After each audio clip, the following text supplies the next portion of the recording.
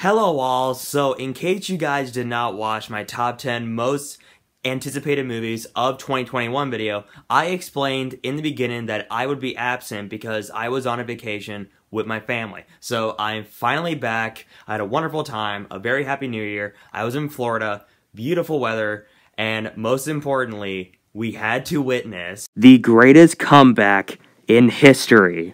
I don't have to talk about movies 24/7. I can talk about sports every once in a while. But it is that time of year once again. It is time for my best and worst movies of 2020 video. However, due to the lack of movies I saw last year back in 2020, instead of making a top 10 video like I did in previous years, I felt it would have been a better decision to make a ranking video of each movie I saw last year from worst to best. And I say this every single year whenever I make one of these videos. These are my personal picks for the best and worst movies of 2020. And every year, there's always that one movie that comes out that everyone else saw, but I didn't get a chance to see, and it just fell under my radar. People will either agree or disagree with me on this video. There will be people who will watch this video and will either be satisfied or disappointed with the results. And again, that's perfectly fine. As long as we can get along and respect our opinions, we're good. So as of now, as I'm recording this video, I saw 22 movies back in 2020. So, enough jibber jabber, let's get into it. These are the best and worst movies of 2020. And let's start the list with number 22. Birds of Prey. That's right, I finally got a chance to see Birds of Prey. I have now seen every single DCEU movie, and I finally saw Aquaman recently, by the way. And in terms of my thoughts on Birds of Prey, I honestly thought it was kinda terrible.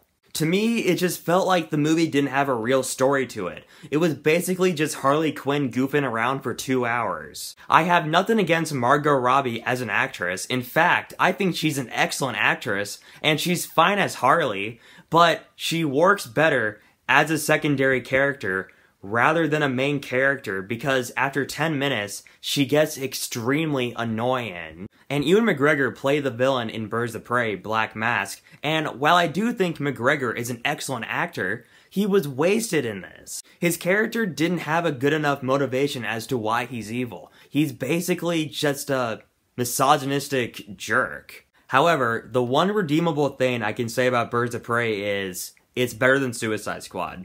Well, not by much. Wonder Woman 1984. We have now reached 2 DC movies in a row, and while I did think Wonder Woman 84 was better than Birds of Prey, it's still pretty bad. While I wasn't a huge fan of the first Wonder Woman, it at least had a more coherent story. The story in this one was too complicated to follow, it was all over the place, the villains were boring and cartoonish, the CGI was garbage, and while Gal Gadot and Chris Pine were fine, they weren't given enough to do. If you want to know my full detailed thoughts on Wonder Woman 1984, you can go on my channel right now and check out my review for it. Scoob. Now, as a kid, I grew up a humongous fan of Scooby-Doo, and I was really excited to check out Scoob, and unfortunately, it was disappointing.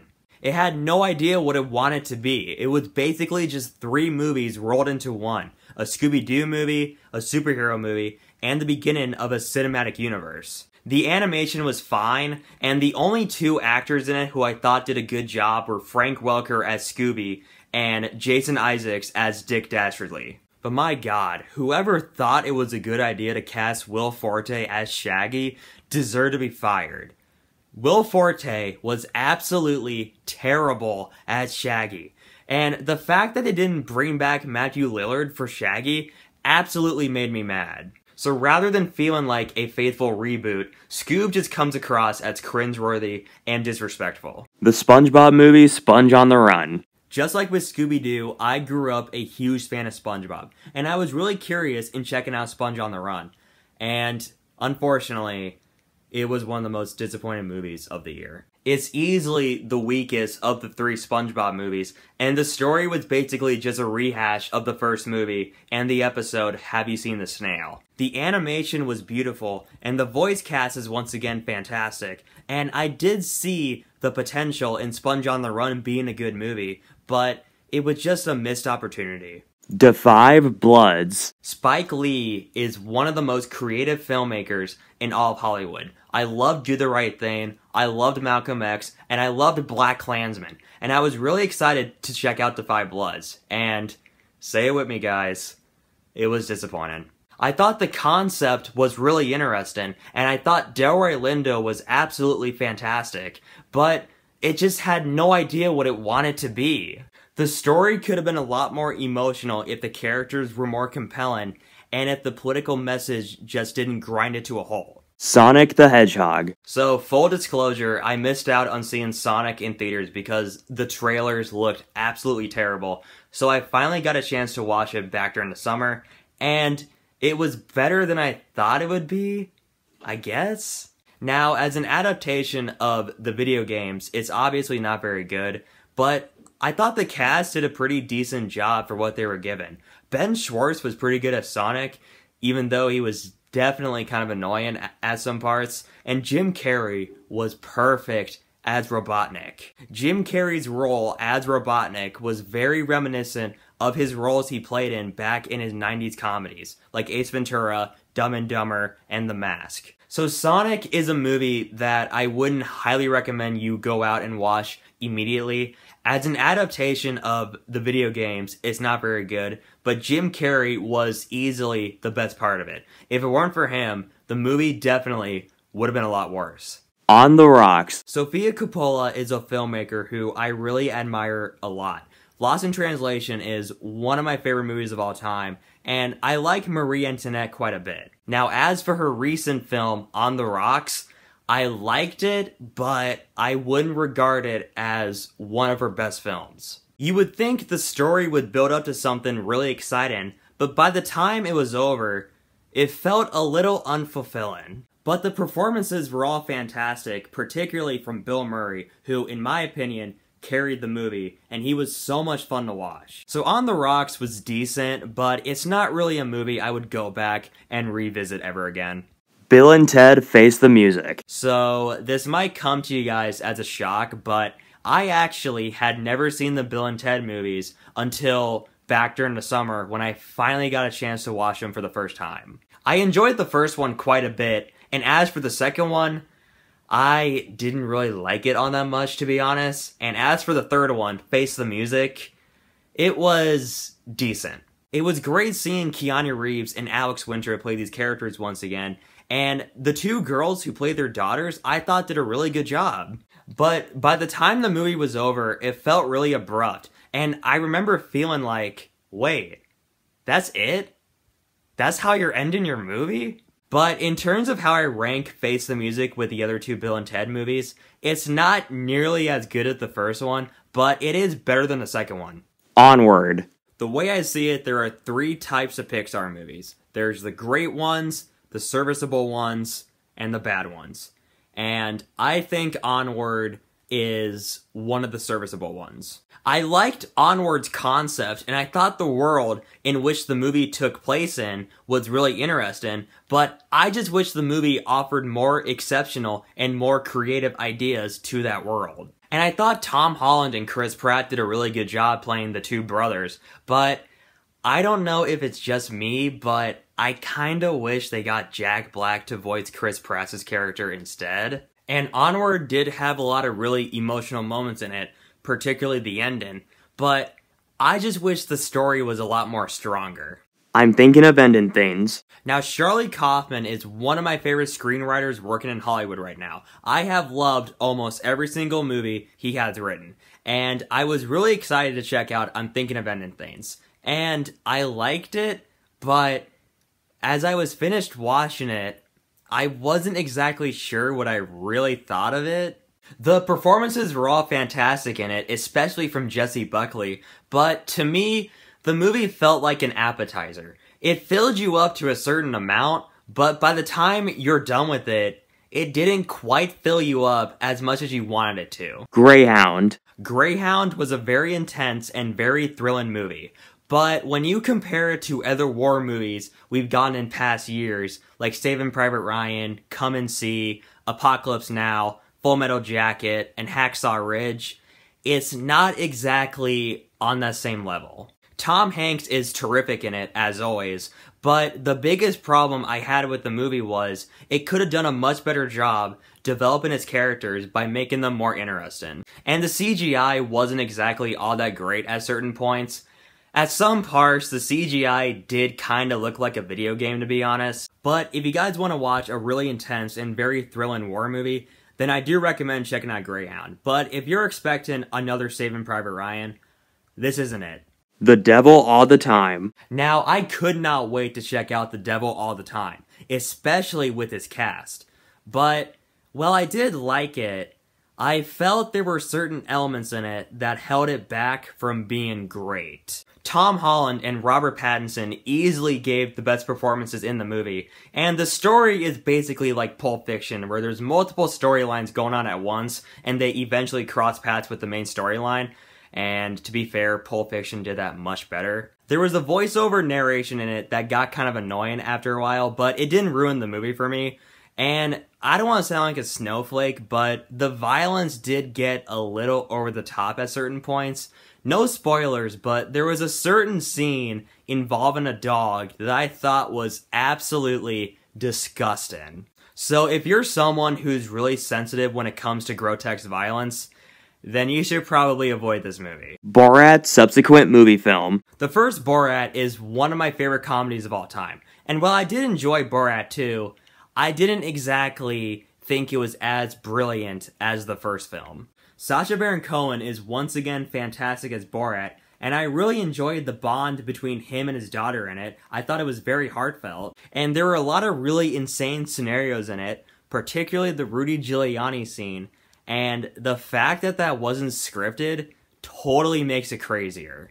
But to me, Borat 2 felt a lot more scripted than the first one did. The first Borat was a lot funnier because it was more brilliant and it felt more real. Tenet. Christopher Nolan is one of my favorite filmmakers of all time. If he's directing a movie, I am seeing it for sure. And while I did enjoy Tenet, I wouldn't regard it as one of his best films. The biggest problem I had with Tenet was its characterization.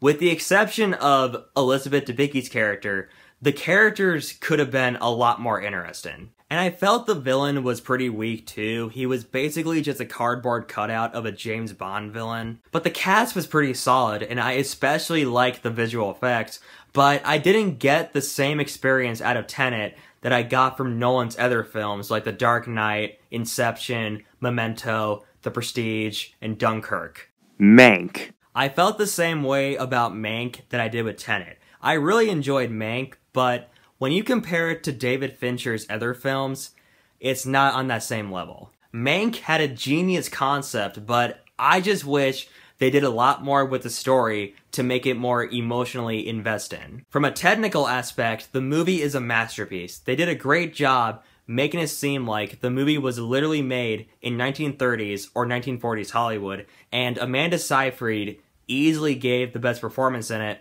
but it could have been a lot better in terms of a story. The Trial of the Chicago 7. It's pretty ironic that I put this movie at number 7. So Aaron Sorkin did a pretty good job directing Molly's Game back in 2017, and I was really curious in seeing what he would do with The Trial of the Chicago 7.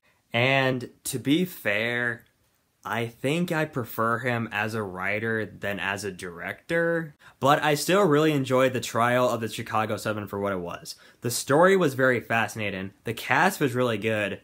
I felt Sacha Baron Cohen gave the best performance in it in my opinion, but I didn't like that the movie tried to glorify the characters and their actions because what they did was kinda terrible and morbidly illegal, but it's a story that I think more people need to learn about.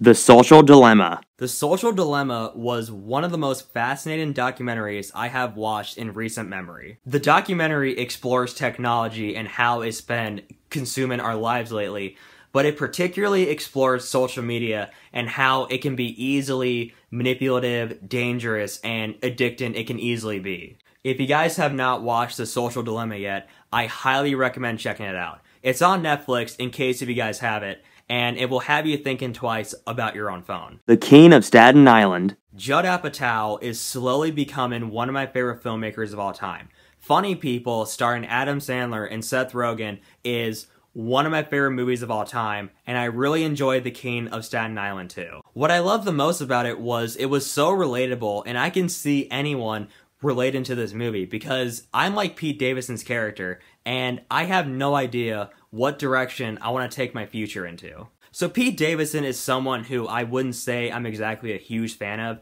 He can be funny sometimes on Saturday Night Live, but I wouldn't say I'm exactly a humongous fan of him. But he caught me by surprise in this. I thought he was really good in this movie. But the rest of the cast is fantastic too. Bill Burr, Marissa Tomei, and Steve Buscemi. So I do recommend checking out The King of Staten Island. It does go on for a little too long. It's over 2 hours long.